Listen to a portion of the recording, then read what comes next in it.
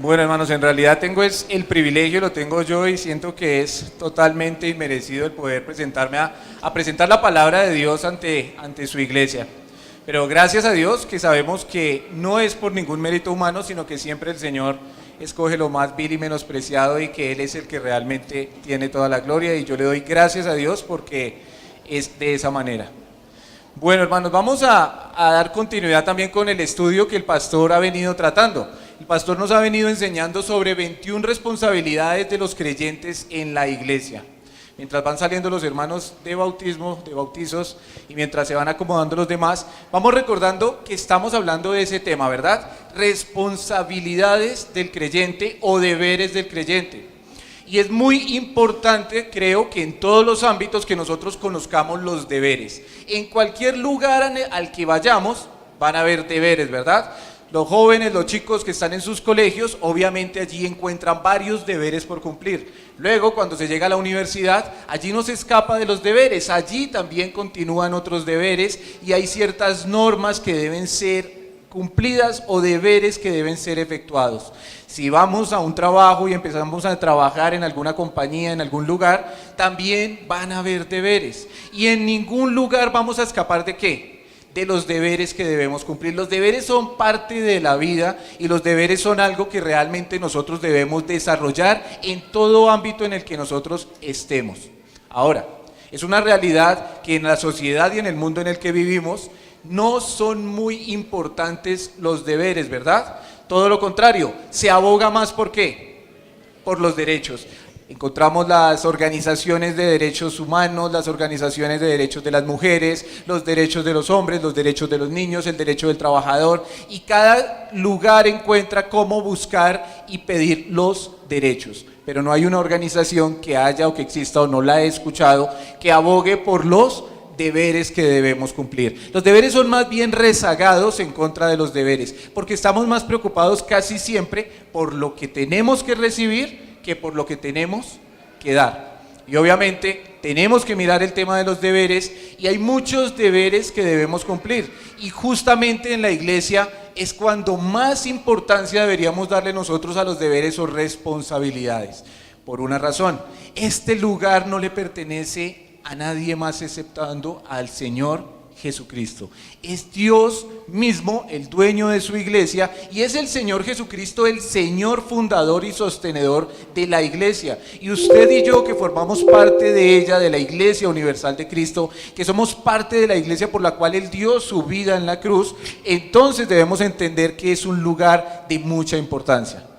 Entendiendo obviamente que la iglesia, no hablamos de un lugar encerrado en paredes, sino de la reunión de los creyentes. Todos ustedes y yo que hemos creído en el Señor Jesucristo formamos parte de la iglesia. Y si un día nos reunimos en una montaña, o en un campo, o en un prado, allí está la iglesia reunida. Y si nos reunimos en un estadio, allí está la iglesia reunida. Y si nos reunimos en una casa, allí está la iglesia reunida. Somos la iglesia, no hablando en sí del lugar, sino somos las personas. Pero ese grupo de personas que nos llamamos iglesia, también tenemos normas y deberes. Deberes que son importantes entender para que los podamos desarrollar, porque con esos deberes no obtenemos ciertos beneficios aparte, como serían los deberes en cualquier área de las que ya hablamos, sino que son deberes que han sido dejados por Dios para que en el desarrollo de esos deberes usted y yo tengamos una mejor comunión, y de esa manera le demos la gloria a nuestro Dios. Vamos a orar entonces, hermanos, para que el Señor nos dirija en este tiempo. Amado Dios, gracias, Señor, porque Tú has dejado tu iglesia, nos has ayudado a ser parte de ella, nos has puesto como miembros, Señor, y asistentes de tu iglesia. Y gracias, Señor, porque en ti todas las cosas son posibles, Dios. Gracias porque tu palabra nos guía, nos lleva. Y gracias, Señor, porque es en tu iglesia donde tú quieres que glorifiquemos, honremos tu nombre e impactemos al mundo, Señor, para honra tuya. Ayúdanos en este tiempo a tener la mente, el corazón dispuesto, Señor, y a que tu palabra sea exaltada y tu nombre glorificado, Dios. Oramos en el nombre de nuestro Señor Jesucristo. Amén. Hablando entonces, hermanos, de todos estos deberes, y de las situaciones que nos rigen como creyentes, pensaríamos normalmente que como creyentes una de las principales cosas es tener una buena ¿qué? Comunión. Y nos reunimos como iglesia para disfrutar de una comunión. Pero aparte de esa comunión o en medio de esa comunión hay cosas que nos van a tener que sí o sí marcar para poderlas hacer de la manera que Dios pide. La comunión es muy buena y gracias a Dios por esa comunión, ¿verdad? Gracias a Dios por esos tiempos de comunión que la iglesia puede tener. Gracias a Dios por el tiempo, como un día como el de ayer, en el que los jóvenes de nuestra iglesia tuvieron una muy buena reunión, salieron a hacer una caminata al aire libre, estuvieron en un sector alejado por el sector de Usme. Iban varios hermanos y creo que hasta simulacro de bautizos hubo, si no estoy mal. Como iba el hermano John, hizo como un simulacro de bautizos, varios entraron al río, según tengo entendido que se cayeron varios. Pero esos tiempos son muy buenos, ¿cierto? Y no era simulacro de bautizos, fue accidentes, pero gracias a Dios no pasó nada grave. Esos tiempos son muy buenos, ¿y qué sería de la iglesia sin esos tiempos? Pero hay cosas, normas y deberes que enriquecen esos tiempos. Y que no solo enriquecen esos tiempos, sino que nos enriquecen a nosotros como personas. Hemos visto con el pastor ya 3 deberes de los creyentes. Estuvimos viendo primeramente que tenemos que ¿qué? Recibirnos. Y la importancia, nos habló el pastor, de es recibirnos unos a otros y de cómo manejar eso como creyentes. También estuvimos viendo la importancia de ¿qué? Restaurar. Vivimos cómo debemos restaurarnos y vimos la manera en que se debe hacer y la parte bíblica para cumplir en medio de la restauración. Y al final el pastor nos estuvo hablando entonces del tercer deber, que fue soportarnos, ¿verdad? Soportarnos, sostenernos unos a otros. Entonces vamos a entrar hoy en lo que es un cuarto deber en esta lista de deberes o responsabilidades del creyente, y la vamos a encontrar allí en Gálatas 5. Estamos como iglesia bien cerca todo el tiempo de estos versículos. Gálatas 5, versículo 13. Gálatas capítulo 5, verso 13, un texto que venimos estudiando creo en muchas escuelas dominicales. Yo creo que estamos cada vez más familiarizados con lo que nos dice allí el Señor. Y en Gálatas 5, versículo 13, encontramos un texto o un mandato, y si bien estuvimos viendo esto, yo creo que en muchas clases vamos a centrarnos únicamente en el mandato o la responsabilidad o el deber que vamos a ver en el día de hoy. O uno de los 2 deberes que vamos a ver para hoy. Entonces tenemos en el versículo 13, ¿qué dice allí la palabra? Porque vosotros, hermanos, a libertad fuisteis llamados, solamente que no uséis la libertad como ocasión para la carne, sino servíos por amor los unos a los otros. El deber del que vamos a estar hablando en este momento es el deber de ¿qué? De servirnos, pero no solamente de servirnos, sino como dice allí de ¿qué? Servirnos por amor. Nos dice la palabra y el llamado es entonces para todo creyente ¿a qué? Al servicio, a servirnos. Y eso es algo que también nosotros tenemos que empezar a cambiar la visión del servicio de acuerdo al entorno en el cual vivimos. Vivimos en un mundo y vivimos en un entorno en el cual el servicio es visto como ¿qué?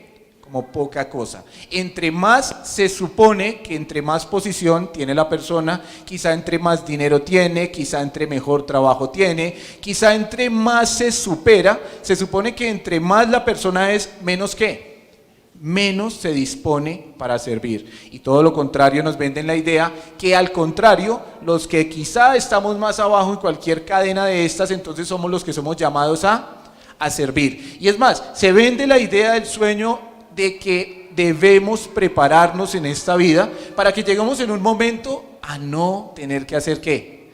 Nada. Ojalá nos preparemos bien, ojalá estudie bien, estudie una buena carrera, tenga una buena profesión y consiga un buen trabajo para que un día usted esté allá arriba y no tenga que hacer nada y consiga quien le haga todo. Ojalá que pague hasta para que le hagan todas las cosas en su casa y de usted, para que así pueda vivir y disfrutar de la vida. Esa es la idea que se vende y muchas veces somos contaminados por esas ideas y creemos entonces que servir es algo malo.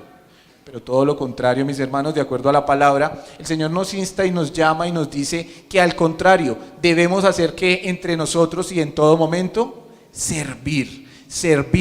Y esa palabra servir es una palabra que está escrita de dos maneras diferentes en el Nuevo Testamento. Y esa palabra de servicio o de servidor es una palabra, en cierta manera, con las dos palabras, una de ellas nos lleva a la idea de un siervo, de una persona que está para el servicio, podríamos decir de un empleado, y es una palabra que nosotros la tenemos o aún la transliteramos a un oficio en nuestra iglesia, y es la palabra diácono. Esa es una palabra que está en la Biblia, en su original, y es una palabra que nos lleva a la idea de lo que tenemos que hacer nosotros, y es que servir, y es esa palabra diácono, o la usamos como la palabra diácono, porque en sí la palabra es otra, pero tiene el mismo énfasis, y es servir, es ponernos a disposición de otros, es estar atento a las necesidades, es tener una función específica o varias funciones en pro del desarrollo de alguna situación o evento. Eso es la palabra diácono. Y todos nosotros, y esa palabra está escrita para que usted y yo desarrollemos las labores de ¿qué? De diácono. No de diácono oficial como se lleva en la iglesia o en algunas iglesias, como un oficio específico. Sí, hay diáconos en la iglesia, pero lo que estoy diciendo es que el sentido de esa palabra es el sentido de servicio. Y no porque no seamos diáconos en una iglesia quiere decir que no estamos llamados a ¿qué? A servir. Todo lo contrario, cada creyente está llamado a desarrollar la tarea del servicio. Pero hay una segunda palabra que encontramos también en el Nuevo Testamento y ha sido traducida de la misma manera, y usted y yo también la leemos muchas veces hablando de servicio. Y esa palabra ya no nos muestra la palabra del diácono o la diaconía, sino nos dice una palabra diferente, y es una palabra que estaba escrita en el original para describir a un esclavo. A un esclavo total, a aquel que estaba bajo esclavitud de su amo. Esa palabra también la tenemos allí, la palabra dulos, que es somos esclavos. Entonces, cuando la Biblia nos dice que sirvamos, nos lo ha dicho con dos palabras, una, diaconía, otra, dulos. ¿Qué quiere decir? Que somos servidores, pero al mismo tiempo somos puestos como esclavos. Ahora, el concepto de la esclavitud ha sido abolido hace muchos años y ha sido visto hoy en día, de hecho, como algo también que malo, ¿verdad? La esclavitud no tiene que ver con nosotros, nuestra cultura, nuestro entorno, y de hecho lo que hemos visto en películas, series o documentales de esclavitud, sentimos dolor por ese tipo de esclavitud. Pero no es esa esclavitud a la que el Señor nos llama a tener, sino esa esclavitud en la cual nosotros nos ponemos como siervos no asalariados, como siervos no por obligación, sino como siervos totalmente voluntarios. Cuando nos ponemos como esclavos voluntarios al servicio, primeramente de Dios, y así poder estar al servicio de otros. Dios entonces nos llama a que podamos ¿qué? Servir. Pero el Señor nos hace el llamado a servir. Y es un origen, veamos el origen de ese llamado en cuanto al servicio. Primeramente entendamos algo, es un llamado que viene directamente ¿de quién? De Dios. Es Dios mismo, el dueño y creador del universo, el dueño de su vida y de la mía, el que nos pide y nos dice que debemos servir. Es Dios, el Padre Todopoderoso, el que ha pedido entonces que sirvamos. Es Dios, el Espíritu Santo, el que ha plasmado las palabras en la Escritura, pues toda la Escritura ha sido dirigida por Él, y el Espíritu Santo ha plasmado en los diferentes lugares de la Escritura que usted y yo también somos llamados ¿a qué? A servir. Y también el Señor Jesucristo, el Hijo de Dios, aquel que nos salvó, nos redimió por su sangre, Él también directamente nos llama ¿a qué?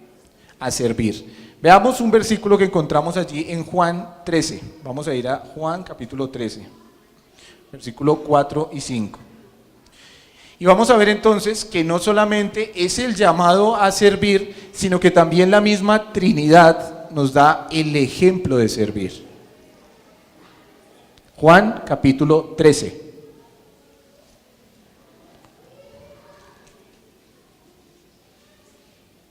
Así que decimos, el llamado viene de Dios directamente, el Espíritu Santo lo ha plasmado en su palabra, el Señor Jesucristo nos ha dicho por diferentes versículos y textos, como el que acabamos de leer también, que tenemos que servir.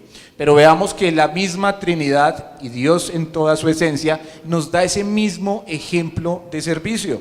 El Señor Jesucristo, justamente antes de presentarse allí para ser juzgado, antes de ser tomado y llevado esa noche para ser azotado, antes de esta situación que conocemos, estuvo en un lugar y estuvo en el aposento alto, ¿verdad? Y estuvo allí reunido con sus discípulos y él allí enseñando, poniendo enseñanzas grabadas en el corazón de sus discípulos para que fueran luego transmitidas también a los creyentes de toda generación hasta que hoy, gracias a él, llega a nosotros y seguirán llegando a las próximas generaciones de creyentes que vengan.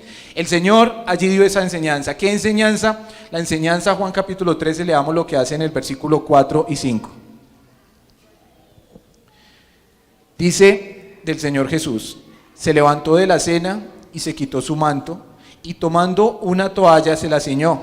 Luego puso agua en un lebrillo y comenzó a lavar los pies de los discípulos y a enjuagarlos con la toalla con que estaba ceñido.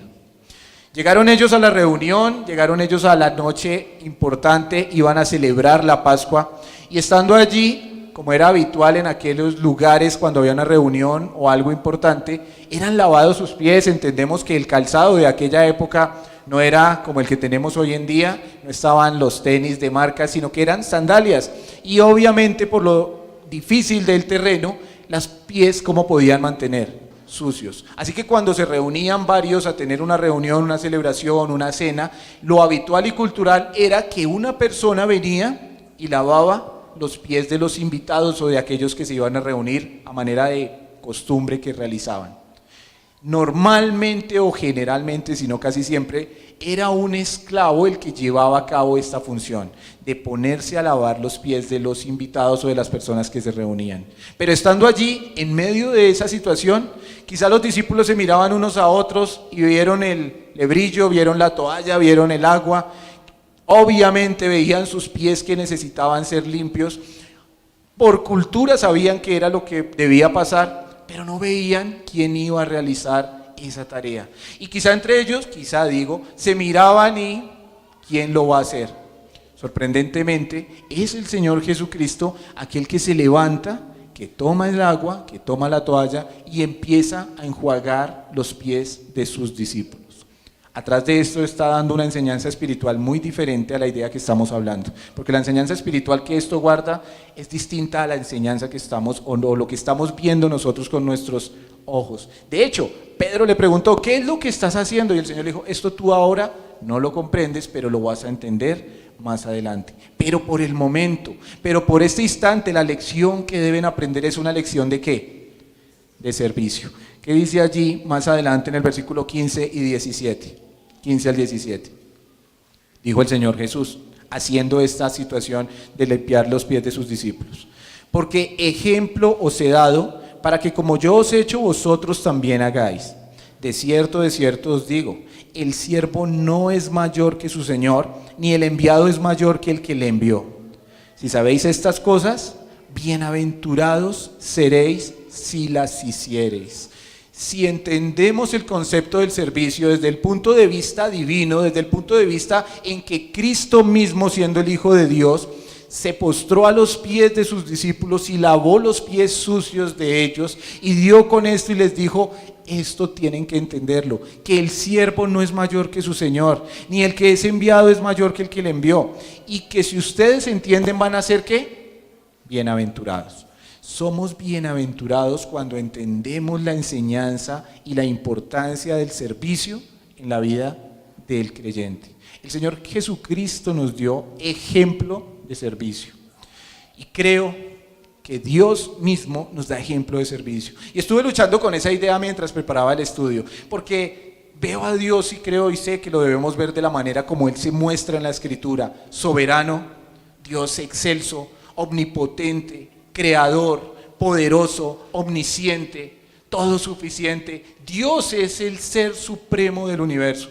Pero choqué cuando entendí y veía el mismo ejemplo del Señor Jesucristo, y Jesucristo mostrándose como el reflejo de Dios en la tierra. Entendí: Dios, el sumo creador, el ser más poderoso del universo, aquel que nos creó a usted y a mí y nos permite hoy estar aquí sentados, respirando y oyendo su palabra. Ese mismo Dios, de alguna manera, también nos ha dado su servicio. Y yo decía, pero es que el servicio lo estoy viendo como que me pongo por debajo de hecho nos lo está explicando la palabra. ¿Cómo el Dios omnipotente se va a poner por debajo de nosotros? Eso no es así. Pero ¿sabe qué sí hizo Dios? Nos ha servido. Porque Dios preparó una creación. Y no una creación para Él. Él preparó todo lo que conocemos y nos lo relata el libro de Génesis desde el capítulo 1 y en los primeros versículos. Y empezamos a ver cómo Él empezó a poner cada cosa de la creación esperando al final para entregársela ¿a quién? A nosotros. Así que ¿para quién fue esa creación que Él preparó? Para nosotros. La creación es para gloria de Dios, dice su palabra, y toda la creación da gloria a Dios. Pero en el sentido práctico, ¿quién necesitaba de eso? ¿Quién necesitaba del aire, de la comida, de los frutos, del agua y de todo lo que Dios ha creado? Nosotros. Y Él preparó de alguna manera, Dios nos muestra ese ejemplo de servicio aún dándonos todas las cosas. ¿Y sabe qué? Cuando el hombre pecó y cuando el hombre se separó de Dios y cuando el hombre le dio la espalda a Dios, Dios inmediatamente también vino y ¿qué hizo? Proveyó la salvación, proveyó la manera en la que podría el hombre desde ese momento entender cómo iba a ser salvo. La manera en la cual Dios dijo que vendría un Salvador, hijo de la mujer, y que ese Salvador haría un sacrificio por el pecado que se había cometido. Eso también es servicio, es dar lo que necesita alguien sin tener lo que hacer. Y somos beneficiarios del gran ejemplo que nos da no solo el Señor Jesucristo, sino el mismo Dios creador. El mismo Espíritu Santo también actúa de muchas maneras a favor nuestra. Y justamente hoy estábamos viendo un texto que se encuentra en Romanos 8 en la clase de parejas, y quizá usted lo conoce, quizá no. Leámoslo, por favor, que está en Romanos 8, versículo... Ya miramos, mientras tanto nos ubicamos en Romanos 8 y vemos cómo el Espíritu Santo también obra a favor nuestro. Y el Espíritu Santo hace una tarea, bueno, hace muchas tareas a favor del hombre, pero quiero hablar de una en específico, y es como el Espíritu Santo dice en el versículo 26, nos ayuda en nuestra debilidad y gime con gemidos indecibles a favor nuestro. ¿Eso no es servicio? ¿No es ponerse a favor de nosotros? ¿No es ayudarnos en cierta manera en nuestras principales debilidades y necesidades? Versículo 26 que dice, y de igual manera el Espíritu nos ayuda en nuestra debilidad. Pues ¿qué hemos de pedir como conviene? No lo sabemos, pero el Espíritu mismo intercede por nosotros con gemidos indecibles. Lo que quiero con esto, hermanos, es ver cómo la misma Trinidad y Dios en su total esencia nos da ejemplo de ¿qué? De servicio. Así que Dios no solo nos hace el llamado a servir, sino que Él mismo nos ha ¿qué? Dado el ejemplo de que podemos hacerlo. De hecho, de todas las 21 responsabilidades que vamos a estar viendo con el pastor, si Dios lo permite, de todas las que ya hemos visto y vamos a seguir viendo, todas, Dios mismo es el principal ejemplo. De las que ya hemos visto. ¿Quién es el que restaura? Dios. ¿Será que Dios nos soporta? Todos los días, ¿verdad? Algunos más que a otros nos soporta. ¿Dios nos recibe? Sí, y cada situación que vamos a ver es Dios mostrándose como ejemplo, y por eso, viviéndolo en Cristo, ahora nos pide que nosotros también ¿qué? Lo hagamos. Entonces el origen y el ejemplo vienen de Dios. ¿Y cuáles son los beneficios entonces de ese mandato? Porque decíamos, el mundo nos ha llevado a la idea de entender el servicio, eso no.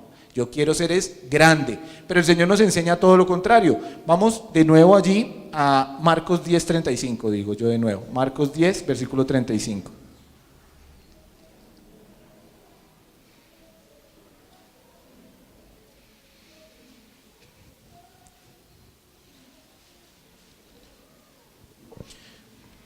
Y allí tenemos una situación bastante conocida también, donde dos de los discípulos del Señor, está allí Juan y está su hermano, y ellos tienen una petición que hacerle a Dios, ¿verdad? Les ha pasado, nos ha pasado como padres que a veces vienen los niños cuando están pequeños y dicen, pa, te voy a pedir algo, pero primero dime que sí. Y uno dice, no, primero dime lo que me vas a pedir. No, pero primero me dices que sí. Y tiene uno la lucha y uno dice, eso es algo que le ocurre a los niños. Pero vea que no solo le ocurre a los niños, vemos allí lo que pasó en el versículo 35 en adelante. Entonces Jacobo y Juan, los hijos de Zebedeo, se le acercaron diciendo, Maestro, queríamos que nos hagas lo que vamos a pedir. Queremos que nos des lo que vamos a pedir. El Señor les dice, ¿y qué es lo que quieren que les haga? Ellos dijeron, concédenos que en tu gloria nos sentemos, el uno a tu derecha y el otro a tu izquierda. Y a veces tendemos a condenar el comportamiento de los discípulos, ¿verdad? De los apóstoles. Y decimos, uy, ¿cómo se les ocurrió a ellos pedir eso? Varias cosas para abonarle aquí a esos discípulos y a estos apóstoles. Primero, tenían la fe completa de que Jesús era el Hijo de Dios. Creían fielmente que Él era el Salvador prometido, el Mesías esperado. Y sabían que Él iba a reinar e iba a tener el reinado en gloria. Pensaba en esto y pasan por televisión últimamente una serie, quizá la ha visto, que es que envían al jefe de la compañía o a un familiar del jefe a que se infiltre como uno de los empleados, ¿verdad? Y que empieza a trabajar allí por un tiempo y después les cuenta que él era el jefe o que él es el dueño o que es familiar. ¿Qué pasaría si uno de estos que trabaja allí se da cuenta quién es la persona y dice, ay, él es el jefe, él es el dueño de la compañía, él es el presidente de la compañía, y resulta que en la labor hicieron muy buena amistad y estuvieron compartiendo juntos? Seguramente cuando se va a acabar el programa le dice, por favor, ya que usted va a salir, yo veré, acuérdese de mí, mira a ver si un ascenso, ¿no? Yo creo que lo haría cualquiera y quizá usted y yo lo haríamos también. Ahora, ¿cuánto más si ellos estaban entendiendo que estaban compartiendo era con el mismo Hijo de Dios, que era Dios en la carne? Y le pidieron entonces, Señor, ya que tú eres Dios, por favor, y hemos compartido tantas cosas juntos, cuando estés allá, que yo esté a tu derecha y mi hermano a la izquierda. El Señor entonces lo que dice más que una reprimenda es una enseñanza. Dice el versículo 38. Entonces Jesús les dijo, no sabéis lo que pedís. ¿Podéis beber del vaso que yo bebo o ser bautizados con el bautismo con que yo soy bautizado? Ellos dijeron, podemos. Jesús les dijo, a la verdad del vaso que yo bebo beberéis y con el bautismo con que yo soy bautizado seréis bautizados.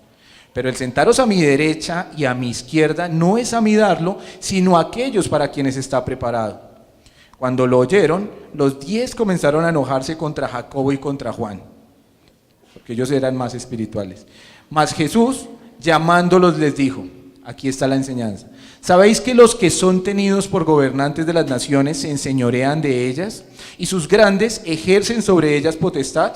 Pero no será así entre vosotros, sino que el que quiera hacerse grande entre vosotros será vuestro servidor, y el que de vosotros quiera ser el primero, será siervo de todos.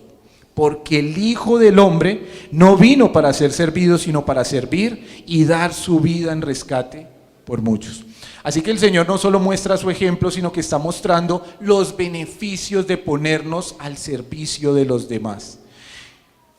No es un castigo, ni es que Él les está diciendo, el que se quiere engrandecer, de castigo, se va a servir. Entonces vamos a estar en la iglesia atentos. Y si algún hermano como que quiere servir en algo, pues entonces lo ponemos es a servir en lo más bajo. No es esa la enseñanza que está dando el Señor. Lo que está dando es un principio ¿de qué? Del servicio. Y lo que nos está enseñando es que el servicio ¿qué hace? Engrandece. No engrandece el estar por encima, sino que engrandece el ¿qué? El estar a los pies sirviendo. Y cuando alguien es más grande entre nosotros como creyentes, no es porque está sentado haciendo nada, sino porque es que el que más está sirviendo. Y lo vemos como una realidad de nuestras iglesias, y lo vemos como una realidad en los liderazgos de las iglesias. Y gloria a Dios por el pastor Ricardo, que no puede estar acá, pero gloria a Dios porque a través de su servicio ha también enseñado a otros a ¿qué? A servir. Y todos vemos de cierta manera el ejemplo de servicio y también somos llamados a servir de la misma manera. Y no por estar arriba es que no sirvo, eso pasa como dijo el Señor Jesucristo, eso pasa en otras organizaciones o en otros lugares del mundo entre los gobernantes, pero acá entre la iglesia no se maneja de esa manera, sino que tenemos que ser dados ¿a qué? Al servicio. Ahora, el problema es por qué muchas veces nos cuesta tanto servir. ¿Por qué muchas veces no lo estamos haciendo? ¿Por qué muchas veces no vivimos una vida de servicio, viendo que la Trinidad misma nos da ejemplo de servicio, viendo que Dios mismo nos llama a que sirvamos, viendo que la misma palabra nos muestra los beneficios de servir, pero aún así nosotros, ¿sabe qué pasa? No queremos hacerlo. Y yo no estoy hablando solamente del servicio que se desempeña congregacionalmente. No solo hablo de que debemos desarrollar un servicio en la congregación, sino más que eso, el Señor nos está diciendo que tenemos que tener ¿qué? vidas de servicio, vidas que sirven a otros. El propósito del cristianismo es servirle a la humanidad como Dios mostró de esa misma manera y vino a servir. Nosotros tenemos que servir, tenemos que servirnos entre nosotros, pero también tenemos que servirle a otros y tenemos que servir en cualquier área donde estemos. El problema es varios problemas, pero empezando por uno, el egoísmo. ¿Sabe por qué muchas veces no estamos sirviendo y no servimos en algo y no le queremos servir a los demás? Por nuestro egoísmo, porque pensamos más en nosotros mismos y decimos, lo siento, pero no tengo tiempo, lo siento, pero yo no puedo, lo siento, pero tengo algo más importante, lo siento, pero es que a esa hora es cuando yo veo la novela favorita, o a esa hora no puedo hacerlo, y vamos a sacar cualquier cantidad de cosas que vienen porque estamos pensando en nosotros, y cuando nos ponemos nosotros por encima, obviamente no vamos a tener el deseo, el tiempo ni nada para servir a otros. El orgullo es otro enemigo del servicio, porque como nos muestra la palabra, tenemos que ponernos abajo en el servicio para realmente ser engrandecidos delante de Dios. Pero el orgullo a veces no quiere que nos pongamos abajo. Aún con el ejemplo del Señor que nos narra en Filipenses capítulo 2, donde dice que Él, siendo a la imagen del Dios invisible, se hizo a forma ¿de qué? De siervo, de hombre, y vino y estuvo entre nosotros. Y aún con ese ejemplo, a nosotros el orgullo nos cuesta para servirle a otra persona. No queremos mucho eso del servicio. Y a veces nos cuesta aún servir en la misma iglesia, en el mismo lugar donde debemos desarrollar ese servicio para Dios directamente. Pero déjeme decirle algo, en el lugar que lo hagamos, siempre debemos hacerlo para Dios. Otro problema es la motivación. ¿Por qué si usted está o yo estoy trabajando en una compañía y quizá necesito un poco más de dinero y dicen se van a dar horas extras y las vamos a pagar al doble de lo que se deben pagar? ¿Qué haríamos? Las pedimos. Yo las trabajo, ¿verdad? Hay una muy buena motivación que se llama dinero. El problema muchas veces es por la motivación. Vea como si el dinero nos puede motivar a servir en algún lugar o en algún momento, pero no nos motiva lo suficiente el servirnos entre nosotros o el servir a las personas de afuera, porque de eso nos hablaba el texto, que decía servirlos ¿por qué? Por amor. El problema es que no tenemos la motivación correcta, y no se trata de servir simplemente para hacer cosas, no se trata simplemente de que yo hago algo para que la persona quede bien o para agradar a otros. No, si no servimos con la motivación correcta, eso no está glorificando a Dios. Y la motivación correcta entonces dice acá que es ¿qué? El amor, es el amor por los demás. Primeramente el amor por Dios me debe llevar a querer tener una vida de servicio y de esa manera servir a los demás.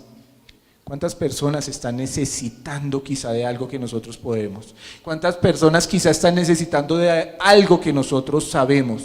De algo que podemos darle, y no hablo solamente de cosas materiales. Hablo de tiempo, hablo de un consejo, hablo de escuchar a alguien, de darle un abrazo, guiarlo en la palabra de Dios. Pero a veces, o muchas veces, no nos vamos a poner al servicio por algunas de estas razones. Pero ejemplo tenemos, mis hermanos, y se nos es mostrado como entonces un deber de los creyentes.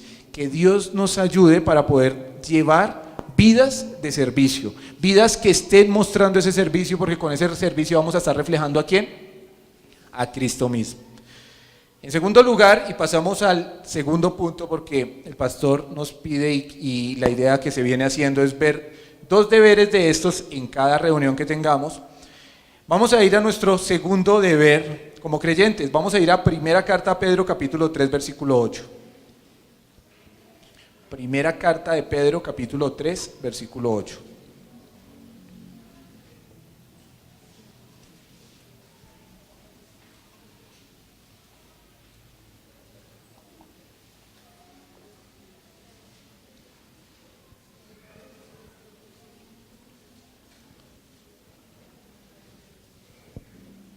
Ok, llegando allí, en primera carta de Pedro, en el capítulo 3, Dios, a través del apóstol Pedro, está hablando y exhortando en cuanto a varias necesidades y personalmente o puntualmente viene hablando en cuanto a las mujeres.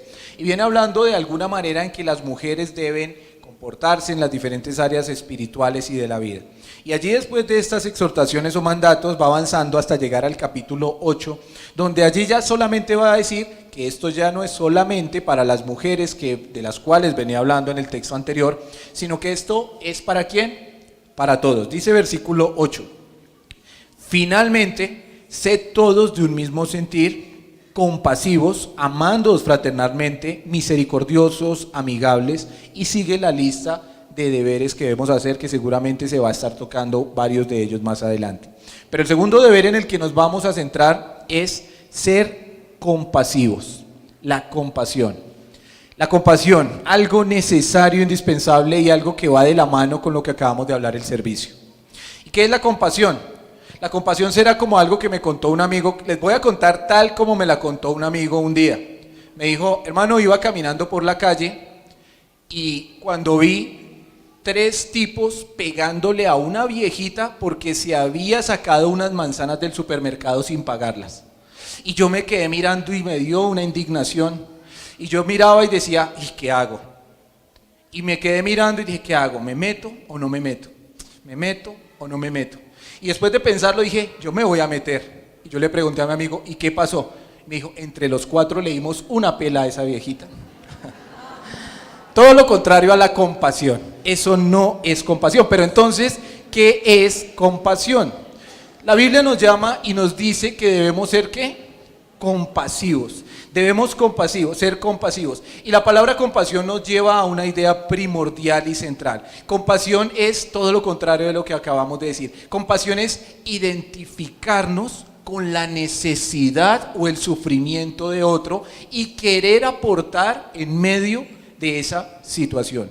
Compasión no es simplemente sentir una sensación de pesar, que es con lo que más fácilmente muchas veces lo relacionamos y lo confundimos. Y decimos: siento pesar por esa persona. No sé si la palabra sea correcta, la palabra pesar, o sea una colombianada de las muchas que tenemos, pero lo cierto es que la compasión no es pesar. Pesar es algo que me dio como embarrada, pero ahí quedó. Y yo iba por la calle y vi un señor en una situación tremenda y me dio un pesar, pero yo seguí caminando. No, la compasión, de acuerdo con la misma palabra y la palabra que está escrita tanto en el Antiguo Testamento, o sea en hebreo como en griego, es una palabra que ¿sabe cómo ha sido traducida algunas veces? Como entrañas. Y en algunos versículos, cuando dice que sintió desde las entrañas, fue usada en el original la palabra que también es traducida como compasión. Y justamente es porque es así, porque la palabra compasión es algo que viene desde adentro, es un sentimiento, o más que un sentimiento, es algo que viene de adentro y es algo que se genera en nosotros. Podríamos decir, es una angustia por la necesidad que otro está pasando, por el sufrimiento que está pasando otra persona. Pero la palabra compasión no solo nos dice que es algo que viene de las entrañas, no solo nos dice que es sentirnos mal por el sufrimiento de otro, sino que la palabra compasión también nos dice que es participar en esa situación. La palabra compasión, de allí tenemos derivadas varias palabras muy parecidas, como la palabra compañerismo, compañero, ¿verdad? Son palabras que tienen el mismo origen semántico y son palabras que entonces nos llevan ¿a qué? A mostrarnos que tenemos que, o esa compasión es algo que acompaña también. La compasión real de la que nos está hablando acá y el llamado que nos hace a nosotros de tener esa compasión es no solo de sentirnos mal, sino de querer involucrarnos en el sufrimiento que está pasando otra persona. Hermanos, tenemos que ser compasivos y no tenemos porque sea una obligación que debemos cumplir, sino que digo tenemos que ser compasivos porque en nosotros mora el Espíritu Santo y porque el carácter de Dios está siendo moldeado en nosotros a través del carácter de Cristo.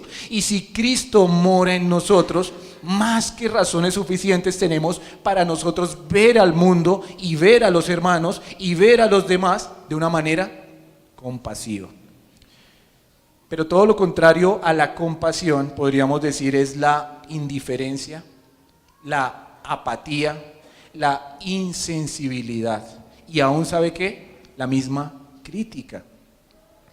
Y cuando veía esto, pensaba en esto, veo la insensibilidad y digo, sí, la insensibilidad es algo contrario a la compasión, porque si la compasión es sentirme y quererme involucrar en la necesidad de otro, cuando yo no quiero hacer eso que estoy haciendo, insensible. Y lastimosamente el entorno, el mundo y todo lo que nos rodea está formando una humanidad, ¿sabe cómo? Insensible. Todo lo que vemos o la gran mayoría de las cosas que vemos en televisión nos están ayudando mucho a ser insensibles. Casi todos los videojuegos que nuestros hijos e incluso nosotros podemos jugar nos están llevando a ser, ¿sabe qué? Insensibles. Las noticias que ponemos a mediodía o en la noche nos ayudan a ser insensibles, porque nos estamos familiarizando tanto con la maldad y nos estamos familiarizando tanto con las situaciones malas que viven otros y ya se volvió el pan de cada día. Así que ya no nos sorprende de repente ver en la televisión las cosas malísimas que están pasando en algún lugar o lo que le está pasando a algunos niños en alguna parte del mundo o cómo se están muriendo los niños de hambre quizá en nuestro propio país o la situación tan dolorosa que están viviendo las personas en Venezuela y todo eso al estar siendo bombardeados por todos los medios y en nosotros no generar esa compasión de compromiso y de ayuda, lo único que estamos haciendo es insensibles, indiferentes y quizá decimos terrible lo que está pasando, pero cuando nosotros no sentimos desde las entrañas ese dolor y ese deseo de querer participar de alguna manera para aliviar o sostener el sufrimiento de otro, somos insensibles. Y me sentía confrontado yo mismo con esto y decía, qué insensibilidad la que muchas veces me rodea, porque viendo las necesidades de otros cercanos a mi alrededor, trato de no meterme mucho porque siempre voy a tener alguna razón para no dar más de lo que se puede dar. Y eso me hace ser insensible, cuando la palabra de Dios me está diciendo que lo que debo ser es ¿qué? Compasivo. Dios nos ha mostrado de la misma manera que el anterior su compasión. Cristo nos mostró su compasión. Quiero que veamos 3 ejemplos del Señor Jesucristo en la compasión rápidamente para terminar. Y vamos a ver que debemos tomar ese mismo ejemplo. Leamos lo que dice Mateo 9:36. Les pido que lo lean en la pantalla para no demorarnos. Y creo que sí sale en la pantalla. Mateo 9:36. Son 3 ejemplos de los muchos que el Señor Jesucristo nos da en cuanto a la compasión, pero son 3 ejemplos puntuales en los que usted y yo también tenemos que vivir y mostrar esa compasión. Entonces dice del Señor Jesucristo en Mateo 9:36, dice que, y al ver las multitudes, tuvo que compasión de ellas, porque estaban desamparadas y dispersas como ovejas que no tienen pastor. En 3 partes de los evangelios nos va a mostrar esa compasión del Señor Jesucristo y nos muestra esas 3 facetas en las que Él manifestó, la palabra manifiesta que tuvo tanta compasión. La primera, tuvo compasión cuando vio a las personas dispersas como ovejas que no tienen pastor, y esto lo habla en el sentido espiritual. Él tuvo compasión de ver a las personas tan alejadas de Dios, tan desconectadas de Él, y Él estando tan cerca para ofrecerles y darles esa salvación. Él tuvo compasión de esas personas que están desamparadas, y usted y yo, mis hermanos, tenemos que tener esa misma compasión por aquellos que están sin Dios, por aquellos que están sin Cristo, por aquellos que se están perdiendo a nuestro alrededor y que no han creído en el mensaje de salvación, quizá porque no lo han oído, quizá porque no lo han entendido, o quizá porque nadie se ha tomado el tiempo de abrir la palabra de Dios y mostrarles la compasión de Dios con ellos. Tenemos que sentir esa compasión. Sentimos esa compasión por los de afuera como el Señor la tuvo por aquellos, o a veces más bien criticamos los de afuera. Es que vea cómo se visten la gente inconversa, es que vea cómo toma trago la gente inconversa, es que vea lo que hace mi vecino inconverso. Y a veces somos más dados a la crítica que a mostrar esa compasión. Y esa compasión, dijimos, es dolernos, pero acompañar en el proceso para ayudar a la persona que está pasando por esa situación. El Señor tuvo compasión de los que estaban sin un pastor. Necesitamos entonces, o es un ejemplo para también mostrar esa compasión. Mateo 14, versículo 14.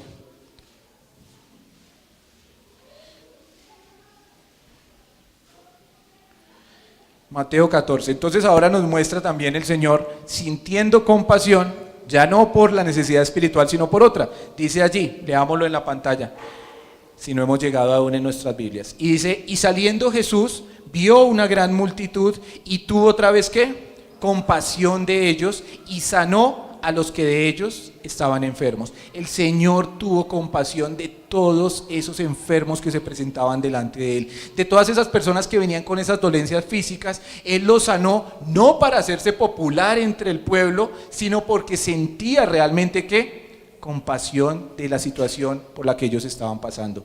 Hermanos, debemos tener compasión por las personas y por nuestros hermanos que están pasando por necesidades difíciles de salud.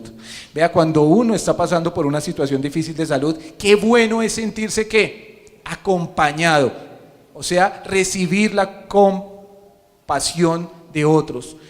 Y Dios lo ha diseñado de esa manera, no quiere que llevemos las cargas solos, quiere que como equipo, como hermanos y como unidos como iglesia, nos estemos mostrando esa compasión los unos a los otros. ¿Cuántas personas cercanas a nosotros han estado enfermas, han pasado por hospitales y muchas veces no hemos tenido la compasión que debemos tener? Se nos ha informado tal hermano, tal persona, está pasando por una enfermedad, está en una clínica, está pasando por esto. Y simplemente decimos, ok, vamos a orar por ellos.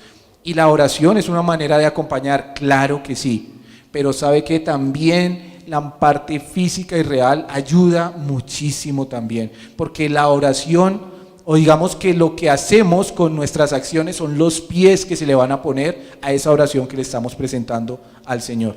Y en tercer lugar, y para terminar, veamos lo que dice Mateo 15:32.